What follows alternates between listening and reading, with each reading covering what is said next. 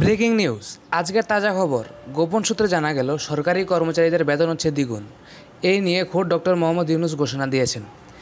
কিছুদিনের মধ্যে জাতীয় বেতন স্কেল হবে, শিক্ষা সচিব জানিয়েছেন। বেতন স্কেল কিভাবে নতুন করে কাঠামো গ্রহণ করবেন সেটা জানার জন্য আজকে ভিডিওটি 1 সেকেন্ড না টেনে সম্পূর্ণ ভিডিওটি দেখার অনুরোধ থাকবে।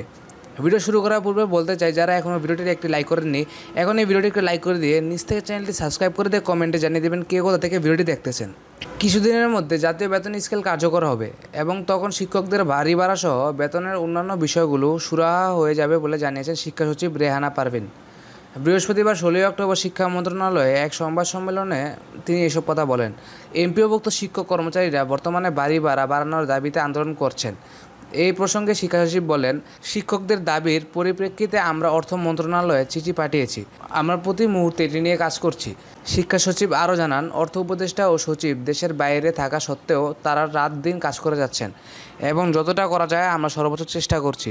তিনি আন্দোলনরত শিক্ষকদের আলোচনায় বসার আহ্বান জানিয়ে বলেন, আমরা আলোচনায় ডেকেছি, আলোচনায় বসলে একটি সমাধান আসবে। তিনি শিক্ষকদের বাড়ি ভাড়া লামসাম বরাদ্দ থেকে শতাংশের হিসাবে উত্তোলনকে একটি ইতিবাচক পরিবর্তন হিসেবে উল্লেখ করেন। রেহানা পারভীন আশাবাদ ব্যক্ত করে বলেন, কিছুদিনের মধ্যে জাতীয় বেতন স্কেল হবে ইনশাআল্লাহ, তখন এটার একটা ইতিবাচক প্রভাব থাকবে। তিনি এই প্রচেষ্টায় সবার সহযোগিতা কামনা করে বলেন, আমরা দাবি করছি, আমরা চেষ্টা করছি, এটার প্রভাব দেখতে একটু সময় লাগবে। তো এই ছিল আজকে পে স্কেলের সর্বশেষ আপডেট। এই ভিডিওটি দেখে সরকারি চাকরিজীবীরা কী ভাবছেন তা আপনারা আপনাদের মূল্যবান মতামত আমাদেরকে কমেন্ট করে জানিয়ে দিবেন। আপনাদের করা প্রতিটি মতামত আমাদের কাছে খুবই মূল্যবান। তো দেখা হচ্ছে পরবর্তী পে স্কেলের লেটেস্ট আপডেট নিয়ে। ধন্যবাদ সবাইকে। আসসালামু আলাইকুম, আল্লাহ হাফেজ।